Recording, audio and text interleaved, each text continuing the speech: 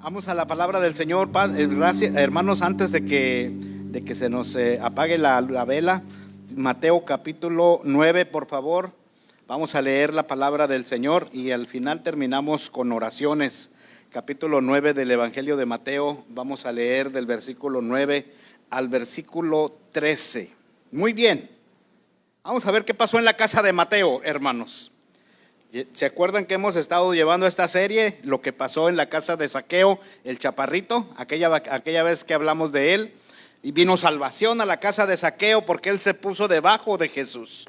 Luego después vimos lo que pasó la semana pasada en la casa del fariseo de Simón, ¿verdad?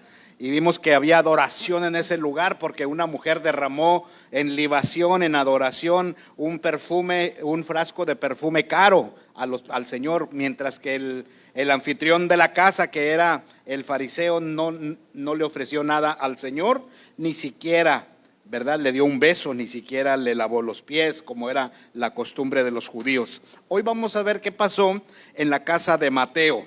Vamos a leer del versículo 9, Mateo 9 al 13. Así dice la palabra del Señor. Pasando Jesús de allí, vio a un hombre llamado Mateo que estaba sentado al banco de los tributos públicos y le dijo: sígueme. Y se levantó y le siguió. Y aconteció que estando él sentado a la mesa de la casa, en la casa, dice cómo ya están en la casa, he aquí que muchos publicanos y pecadores que habían venido se sentaron juntamente a la mesa con Jesús y sus discípulos. Cuando vieron esto, los fariseos dijeron a los discípulos: ¿por qué come vuestro maestro con los publicanos y pecadores? Al oír esto, Jesús les dijo: los sanos no tienen necesidad de médico, sino los enfermos. Id pues y aprended lo que significa: misericordia quiero y no sacrificio, porque no he venido a llamar a justos, sino a pecadores al arrepentimiento. Gracias por su palabra, Padre, le damos esta tarde. Ahora ayúdenos, Padre Santo, a poder entenderla y aplicarla a nuestro corazón.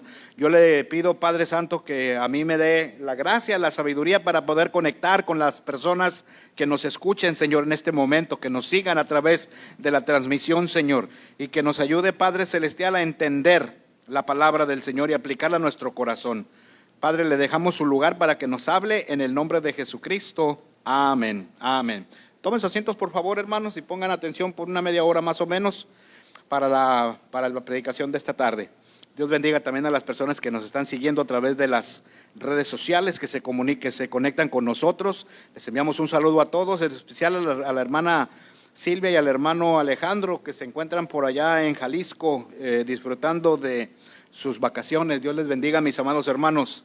Dios les bendiga y gócense, síganse alegrando. ¿Qué pasó, hermanos, en la fiesta? ¿Qué pasó en la casa de de Mateo? ¿Qué pasó en la casa de Mateo el día que Jesús llegó a ese lugar? ¿Qué pasó en esa casa? Lo primero que vamos a ver es el tema: fiesta en la casa de Mateo.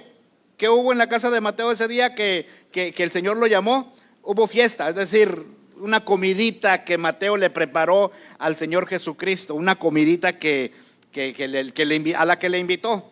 Y lo que vemos pues allí es, hermanos, que pasó una fiesta, y quiero prácticamente enfocarme en una situación que sucedió allí en especial, una situación especial que pasó allí. Dice la Biblia en este pasaje que Mateo trabajaba como publicano, es decir, él trabajaba para el IRS si estuviéramos en Estados Unidos. O sea, si estuviéramos aquí en México, pues para el SAT, ¿verdad? Para la Secretaría de Hacienda, que cobra los impuestos. Él trabajaba así, tenía un trabajo muy importante, un trabajo, digamos, como de gobierno, pero trabajaba para el gobierno extranjero, trabajaba para el gobierno de Roma, cobraba los impuestos para los romanos. Y pues esta parte de la escritura debió de haber sido muy importante. Lo que pasó este día por el llamamiento de Mateo y lo que pasó en su casa debió haber sido un acontecimiento muy importante, porque 3 evangelistas hablan de esto. Es Mateo, Lucas y Marcos. Hay pasajes paralelos en estos 3 evangelios que hablan del mismo acontecimiento, de que Jesús fue a la casa de Mateo, de que en la casa de Mateo hubo una fiesta, prepararon una comida, se sentaron a la mesa Mateo y todos sus invitados, pero entre ellos, como siempre, estaban los fariseos y los saduceos, que fueron los que hicieron, los que estaban por poco echando a perder la fiesta de Mateo, el recién convertido, el recién llamado, el evangelista, que más tarde se convirtió en un evangelista, ¿verdad? Porque fue uno de los apóstoles directos de nuestro Señor Jesucristo. Entonces en el versículo 9, si me siguen con su mirada, si vamos a la Biblia, en el versículo 9 dice que había muchos publicanos y pecadores sentados a la mesa. ¿Quién esperábamos nosotros que estuvieran allí? Si Mateo apenas lo acababan de llamar, apenas acababa de levantarse del banco de los tributos y apenas acababa de venir a su casa, y en el camino pues me imagino que por la fama de Jesús la gente comenzó a pegarse a la multitud, y en el camino pues él invitó a muchos de sus conocidos a su casa porque iba a haber una comidita, porque iba a preparar una fiesta para el Señor. Lo más seguro, hermanos, es que muchos de esos eran sus amistades, eran sus amigos, ¿verdad? Gentes que también a lo mejor cobraban impuestos como él, personas, porque dice que había publicanos y pecadores. Bueno, eso lo dicen los fariseos, estigmatizando pues en esa ocasión a los invitados de Mateo, ¿verdad? Entonces ese era su círculo de amistades, esa era la clase de personas que eran los amigos de Mateo, los publicanos y los pecadores, según las palabras de los mismos fariseos. Ahí estaban los invitados a la fiesta y estaban sentados a la mesa, y como nunca faltan, hermanos, en una fiesta los aguafiestas, ¿verdad? Como siempre hay ahí los que echan a perder las fiestas. Yo me acuerdo muy bien de cuando yo era joven. No vayan a oír a los coyotes, yo andaba en la calle, era una persona que cuando todavía no era cristiano, que me gustaba asistir a las fiestas, nada más para ir a oír a los músicos, porque en mis tiempos, en los 80s, las fiestas no eran como ahora que ponen el sonido, no, eran con música en vivo, sobre todo aquí en Tijuana. Aquí en Tijuana se acostumbraban los grupos románticos y los grupos de rock and roll. Entonces a mí me gustaba mucho ir a las fiestas, pero nunca faltaba un aguafiestas que comenzara a pelearse con otro y se hacía el borlote y ya, adiós, decían los dueños de la casa, se acabó la fiesta, ya no había, se echaban a perder las fiestas. Entonces dice que estaban los invitados en la fiesta, ya estaban sentados a la mesa, y como nunca faltan, ¿verdad?, estas personas que se sienten más santos que otros, estoy hablando de los fariseos y de los saduceos, nunca faltan los que te ponen un rótulo y te discriminan, ¿verdad? Que te dicen que, pues, algo te juzgan. Así que dice ahí que llegaron los fariseos, y esos ya estaban estigmatizados como gente hipócrita, los fariseos, porque hacían muchas cosas que no hacían, es decir, decían y enseñaban muchas cosas que ellos mismos no hacían. Y dijeron, ¿cómo es posible que Jesús, tu maestro, le dijeron a los discípulos del Señor, que Jesús, tu maestro, esté sentado en la mesa ahí con publicanos y con pecadores? ¿Cómo es posible? ¡Wow! No puedo creerlo. Porque hay personas que no conocen la misericordia de Dios, ¿verdad, hermanos? Hay personas que no la conocen, que no conocen o no han entendido el Evangelio, lo que significa el Evangelio. Y ese es mi tema para esta hora, sobre lo que sucedió precisamente en la casa de Mateo el evangelista. Yo voy a comenzar preguntando, ¿qué es la misericordia? Si alguien puede decirme, ¿qué es misericordia? ¿Cómo lo entienden? Misericordia. ¿No? Ok, díganme, a ver, Efraín.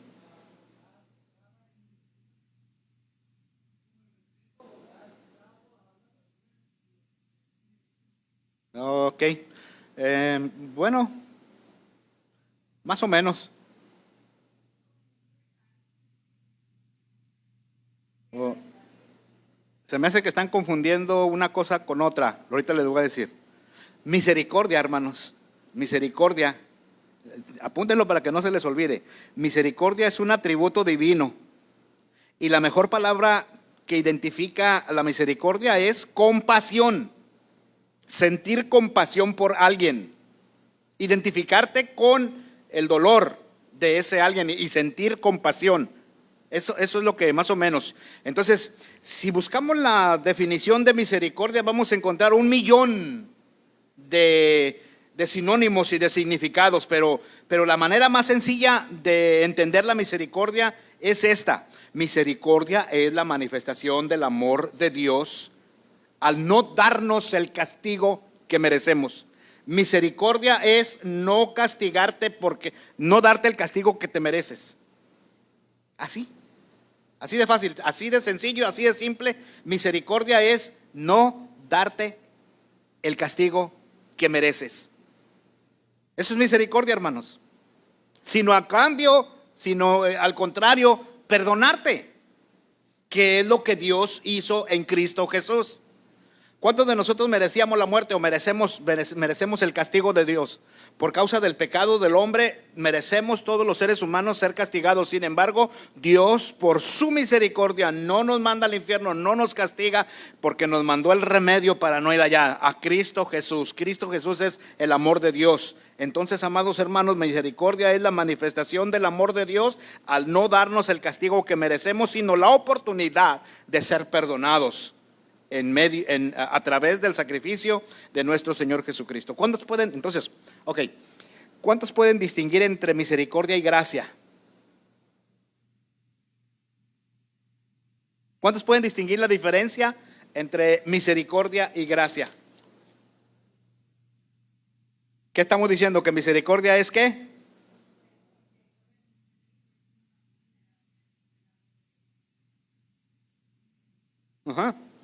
Misericordia es no recibir el castigo que merecemos y gracia es recibir el regalo. Misericordia es no recibir el castigo, gracia es recibir el regalo inmerecido que no merecemos. Por eso dice la Biblia que somos salvos por gracia. Entonces nos dieron la salvación que no merecemos por gracia, pero a través de la misericordia. La misericordia es no pagarlos conforme a nuestros pecados. ¿Sí pueden distinguir la diferencia? Porque eso es importante, hermanos, que sepamos distinguir la diferencia, porque al principio estamos confundiendo misericordia con gracia, ¿verdad? Entonces misericordia es no recibir el castigo que merecemos y gracia es recibir el regalo de la salvación sin merecerlo. Ese es el asunto. Ahora voy a mencionar entonces algunos versículos que respaldan el hecho de que Dios es grande en misericordia. Yo nomás los voy a mencionar, no los busquen, nomás los voy a mencionar. Por ejemplo, Salmo 36:5 dice: Jehová hasta los cielos llega su misericordia. El Salmo 86:5, porque tú, Señor, eres bueno y perdonador y grande en misericordia para todos los que te invocan. El Salmo 86:15, mas tú, Señor, Dios misericordioso y clemente, lento para la ira y grande en misericordia y verdad. Dios por su naturaleza es un Dios de misericordia, es uno de sus atributos naturales. Él es misericordioso por naturaleza, no necesita ni preguntar, ni pedir, ni hablar, ni nada. Su naturaleza de Él es ser misericordioso, o sea, no pagarle a nadie conforme a sus pecados, a sus maldades. Ese es uno de sus atributos. Y si no hubiera sido porque Dios es así, ¿qué dice Jeremías en Lamentaciones 3:22? ¿Qué dice, hermana? Dice que si no hubiera sido por la misericordia de Dios, ya hubiéramos sido consumidos. Dice, es por la misericordia de Jehová que no somos consumidos, porque nunca decayeron sus misericordias. Entonces, yo esta noche doy gracias a Dios por la misericordia de Dios, por su grande misericordia para conmigo, por haber venido a intervenir mi vida hace 36 años. Porque me intervino mi vida. Yo estaba viviendo mi vida a mi manera, haciendo lo que bien me parecía, pero Dios intervino mi vida. Intervino mi vida y intervino la vida de mi esposa en el mismo día para transformarnos, cambiarnos y darnos la oportunidad de servirle, sacarnos de las tinieblas, ponernos en la luz y anunciar las virtudes de aquel que nos llamó de las tinieblas a su luz admirable. Por 36 años lo hemos hecho ya. Y hemos visto tantos milagros, tantas vidas cambiadas, tantos matrimonios restaurados, tantas familias venir a Cristo en estos 36 años, que si volvieran a hacer, volvería otra vez a escoger lo mismo y servir a Dios e invertir mi vida en este trabajo, en este ministerio, porque su misericordia es más grande que la vida. Entonces, amados hermanos, ¿se dan cuenta de esto?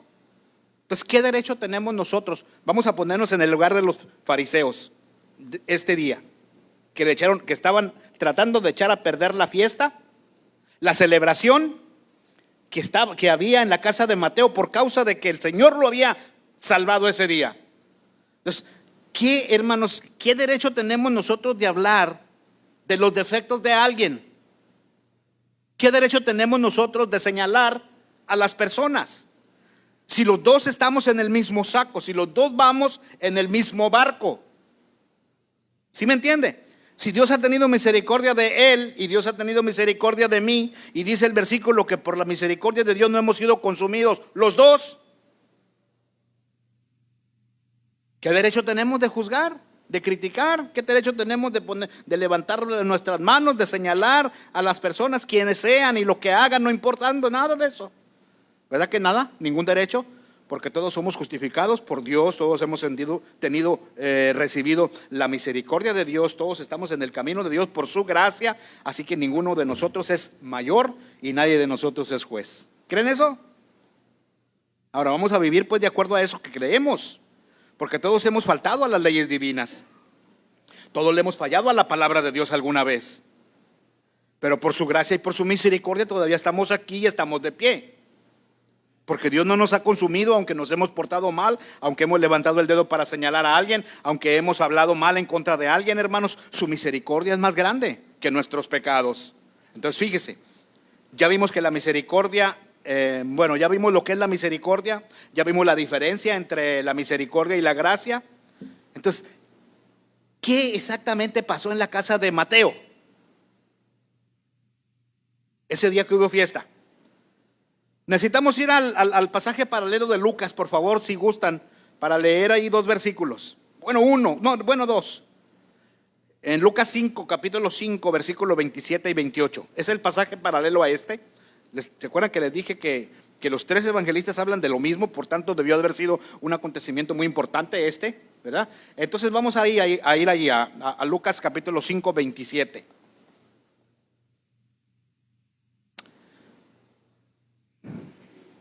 Dice, después de estas cosas salió y vio a un publicano llamado Leví. Por supuesto, Leví es Mateo, ¿no? Es en hebreo y un ciudadano, un publicano llamado Leví, sentado en el banco de los tributos, y le dijo, sígueme.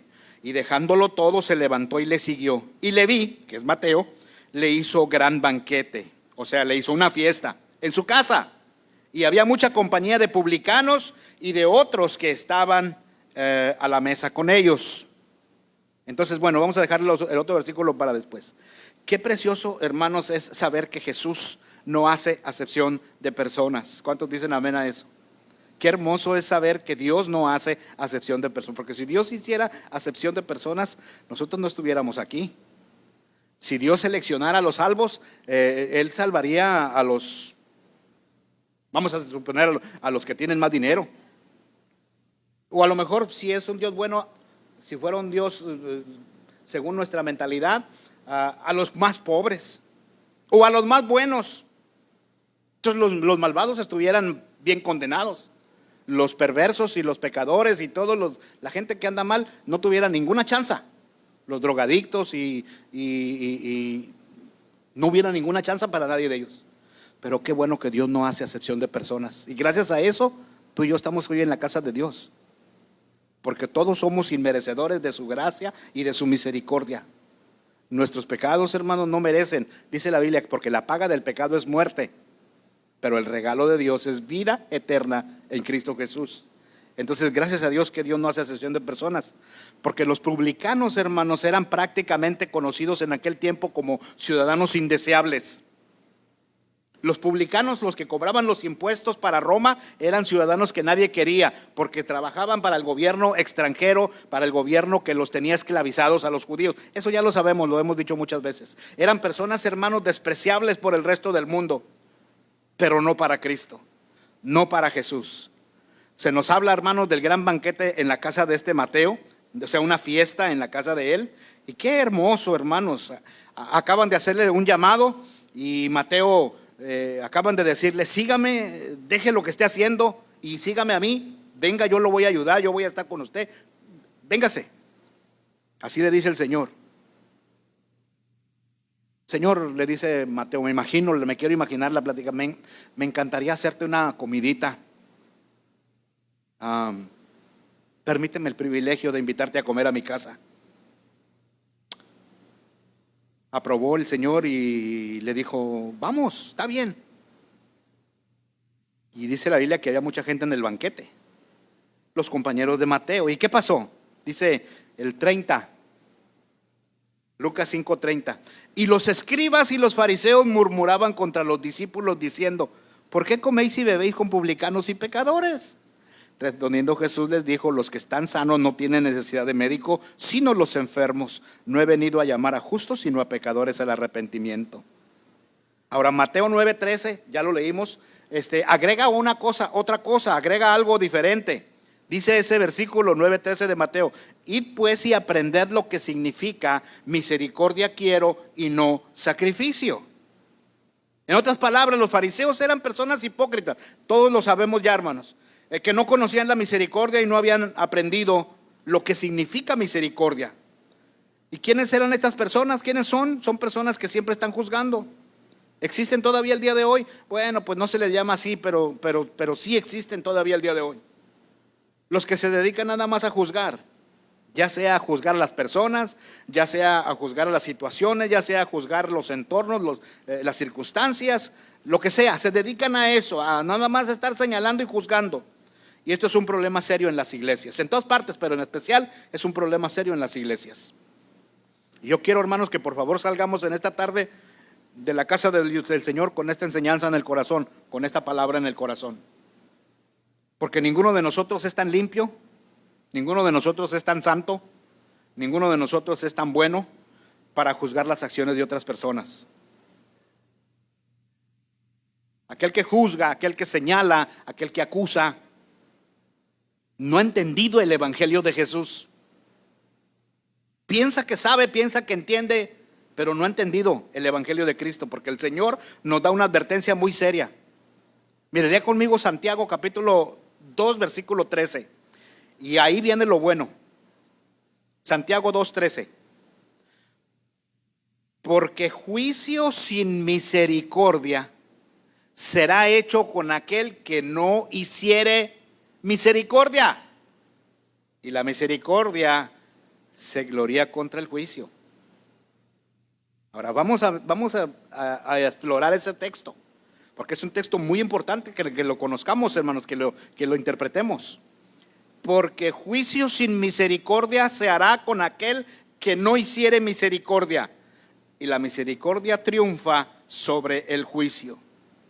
¿Qué está diciendo el Señor en este versículo? Está diciendo, hermanos amados, que entendamos bien esto, que habrá un juicio sin misericordia. ¿Con quién? ¿Con quién?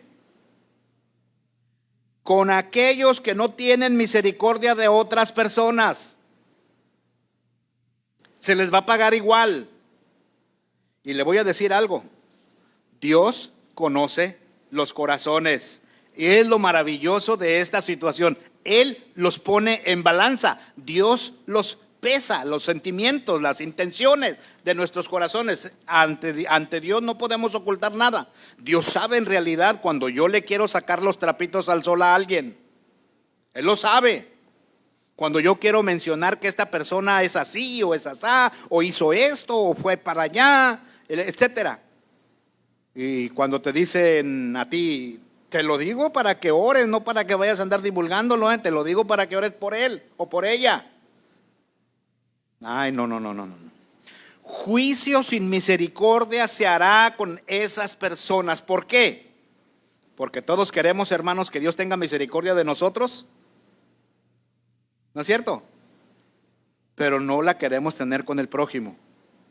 Y andamos buscando cómo sacarle cosas, cómo publicarlas, cómo exhibir el pecado de otros, cuando a nosotros también nos tienen medida la regla, nos tienen medido con la regla. ¿Acaso tampoco nosotros hemos aprendido, hermanos, lo que significa misericordia quiero y no sacrificio? ¿Acaso tampoco nosotros hemos entendido, hermanos, lo que significa la misericordia o lo que es el Evangelio de Cristo? Yo no estoy limpio para juzgar a nadie. La misericordia dice que triunfa sobre el juicio, y lo dice Dios. Ahora, les voy a leer ese texto en la versión, hermanos, la Nueva Traducción Viviente, que es una versión más actualizada, muy diferente al lenguaje este. Se lo voy a leer en esa versión. ¿Mande? ¿Esa es otra versión? Ok. Mire. Ok, esa es otra versión, la Nueva Versión Internacional. Déjenme leérselo en la traducción de Nueva Traducción Viviente. Dice: no habrá compasión para quienes no hayan tenido compasión de otros, pero si ustedes han sido compasivos, Dios será misericordioso con ustedes cuando los juzgue. ¿Ve cómo en el lenguaje actual se van entendiendo mejor las cosas? Dice que no habrá, lo dice Dios. Pero aquellos que han sido compasivos, el día que les venga la prueba, el día que les venga juicio, Dios será compasivo y misericordioso también con ellos. Por eso nos conviene a todos, hermanos, ser misericordiosos y compasivos. Tener el corazón de Dios. Hacer las cosas con su corazón.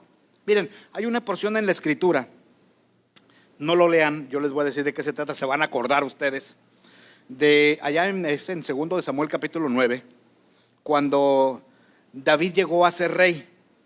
Y dice que cuando llegó a ser rey, preguntó a sus súbditos: ¿hay por allí alguien de la casa de David a quien yo le tenga que hacer algún bien?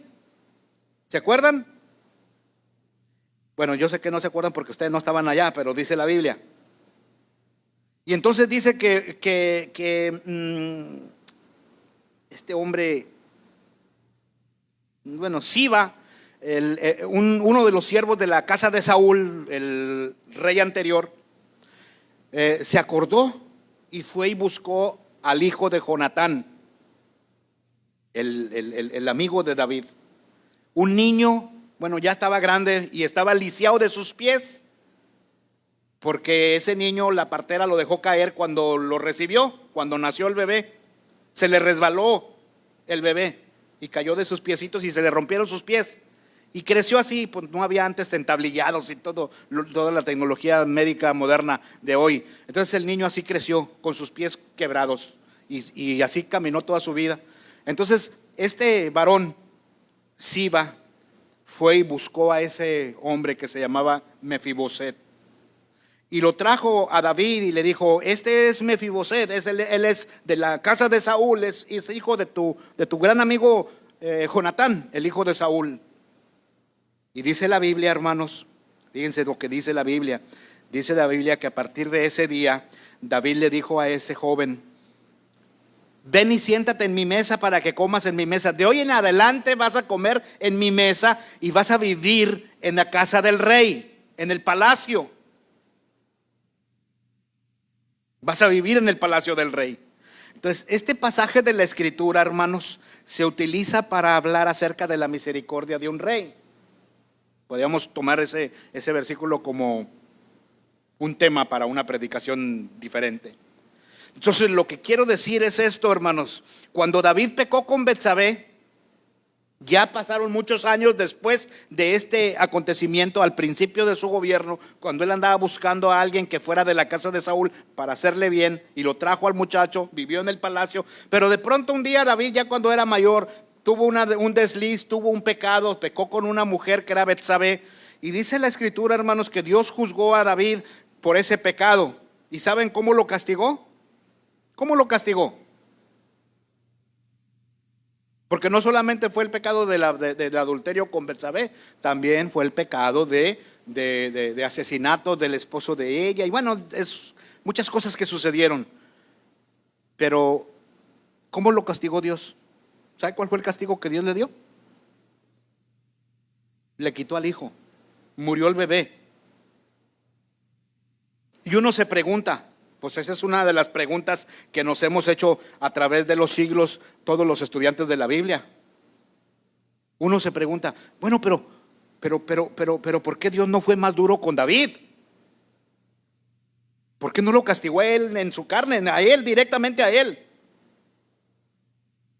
¿Saben por qué, hermanos? Porque David era un hombre que trataba a la gente con misericordia. Porque Dios paga de acuerdo a nuestros hechos, a nuestra forma, como tratamos nosotros, Él nos trata. Porque David había hecho misericordia con aquel joven que estaba lisiado y lo había traído al palacio, y como David tenía un corazón, por eso la Biblia dice que David tenía un corazón conforme al corazón de Dios. Dice en Hechos 13:22, he hallado un hombre conforme a mi corazón. De eso se trata. Dios no fue duro con David por eso, porque David era un hombre que trataba a la gente con misericordia. Y este versículo se vuelve una realidad. Si ustedes tienen misericordia con otras personas, el día que te toque a ti, el día que a ti te afecte, el día que te pase a ti, que tengas tú que dar cuentas, Dios va a tener misericordia de ti porque tienes un corazón compasivo, porque tratas a la gente con misericordia, porque tratas a la gente con compasión, porque te identificas con el dolor ajeno. Entonces Dios te va a bendecir, Dios te va a tratar con misericordia también a ti. Pero si eres el tipo de personas que trata a la gente con los pies, si somos el tipo de personas que le damos 3 patadas a la gente y le dicen, ¡árale, sáquese de aquí, vámonos! Entonces Dios igual, porque Dios todo lo ve. Dice que los ojos de Dios y los oídos están atentos a todo, se mueven por todas partes del planeta para ver quiénes andan de acuerdo a sus propósitos y a sus caminos. Entonces, amados hermanos, nos conviene no ser como los fariseos que nada más estaban en esa fiesta de aguafiestas, precisamente echando a perder la fiesta de Mateo, la fiesta de Jesús, en honor del Señor. Pónganse vivos, hermanos, pongámonos todos vivos. A Dios le molesta que seamos así. Hay un dicho que dice, no podemos ver ojos bonitos en cara ajena. ¿Por qué? Pues, ¿por qué? Yo pregunto, ¿por qué nos cuesta tanto reconocer las virtudes en otras personas?